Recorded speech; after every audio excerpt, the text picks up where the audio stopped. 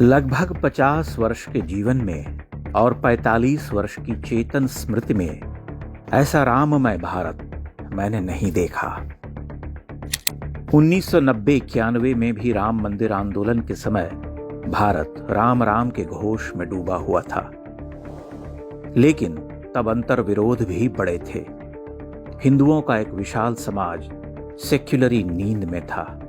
1992 में ढांचे के ध्वंस के बाद राम मंदिर की अंतर्धारा तो बहती रही, किंतु सत्ता में बैठी सर्वथा विरोधी शक्तियों ने उस अंतर्धारा को नदी का प्रकट रूप न होने दिया।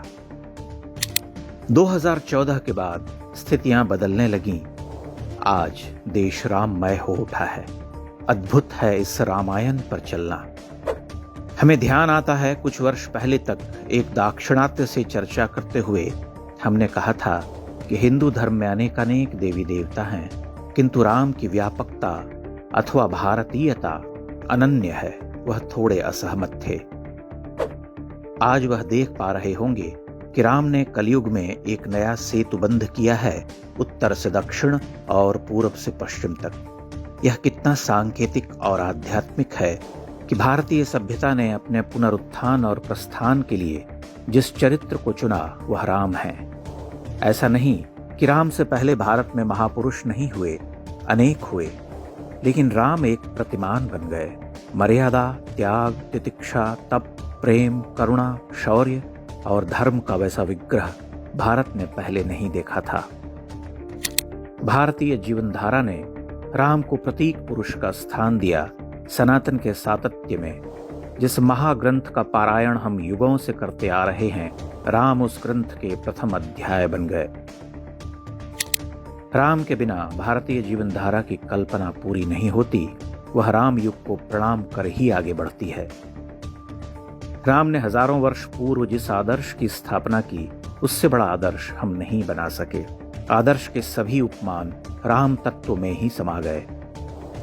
इसीलिए जब भारतीय सभ्यता ने 1000 वर्ष के संघर्ष और जय पराजय के बाद अपना प्रस्थान बिंदु चुना, तो उसे राम का ही ध्यान आया।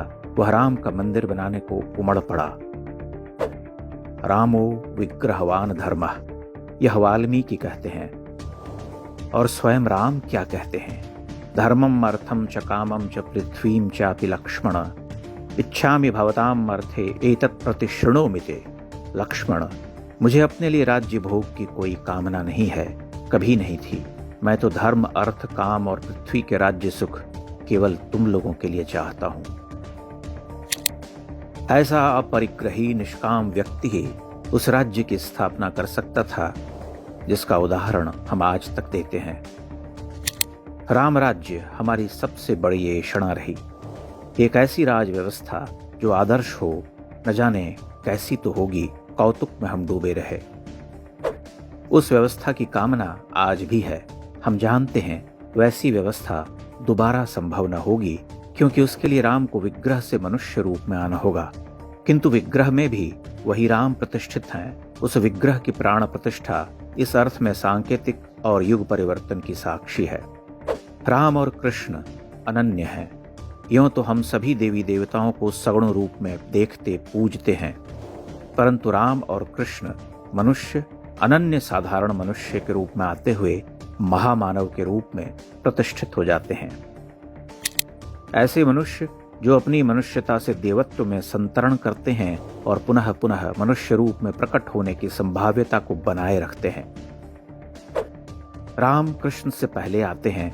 राम सीधी रेखा पर चलते हैं।